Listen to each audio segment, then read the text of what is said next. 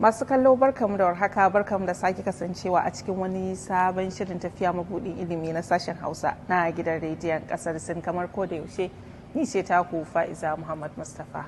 A cikin wannan shirin ina so in gabatar muku da wannan gona irin ta zamani. Wannan gona ce ta zamani inda ake shuka kayan lambu a mataki ko in ce kamar matakala kuma a cikin ɗaki, rufaffen ɗaki. Waɗannan fitilun ja da shuɗi da kuke gani na zaman hasken rana na musamman da aka samar domin kayan lambu. Don haka ba a buƙatar hasken rana na zahiri. An tsara fitilun sosai yadda za su taimaka wa tsirrai su girma da kyau. Ana noman kayan lambu ba tare da ƙasa ba, inda ake amfani da sinadarai masu gina jiki maimakon ƙasa. Na'urori da fasahohin zamani kamar AI ne ke sa ido da sarrafa abubuwa kai tsaye. Muhallin gonar ma na da tsafta sosai.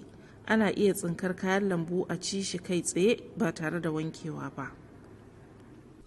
Wannan gona dai babu abin da ya haɗa ta da yanayin waje ko kaɗan. Ana iya girbar kayan lambu a koda yaushe a duk tsawon shekara, kuma abin da ake samu ya ninka na gonakin yau da kullum fiye da sau 10. Wannan shine sirrin fasahar noma ta zamani.